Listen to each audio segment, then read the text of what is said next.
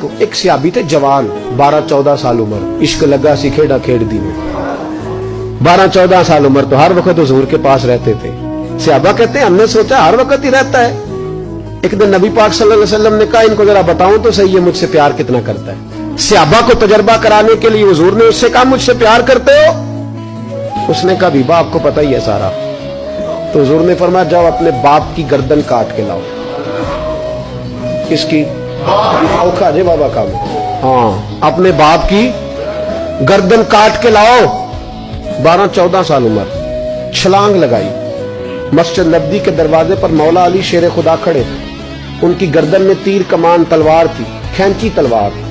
اور جب دوڑے نا جذبات میں تو حضور نے فرمایا اسے پکڑ لاؤ, اس نے سچ مچ کاٹ کے لے آنی ہے. لے آؤ پکڑ. عاشق نزاکت جانتے ہیں. حضرت طلحہ بن برا بیمار ہو گئے.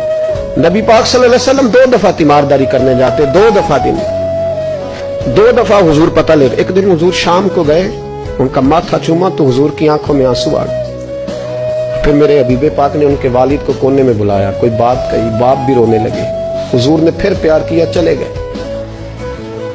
حضرت طلحہ اپنے ابا جی سے کہنے لگے حضور کیا کہہ کے گئے؟ کہا بیٹے کچھ نہیں. کہا نہیں مجھے بتائیں. کچھ نہیں, رشتہ ہی بڑا نازک, نہیں بتائیں.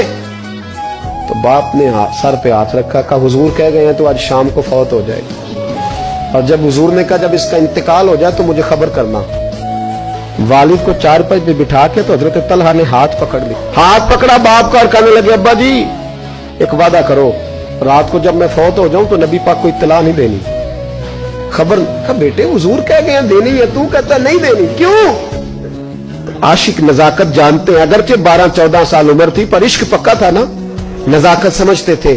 کہنے لگے ابا جی جن گلیوں سے حضور نے گزر کے آنا وہ یہودیوں کی گلیاں ہیں, ایسا نہ ہو میرے جنازے کی خاطر حضور گزرے اور کوئی میرے نبی کو تکلیف دے دے, اس لیے خبر نہیں کرنی مصطفیٰ کو, آپ جنازہ پڑھ کے دفنا دینا.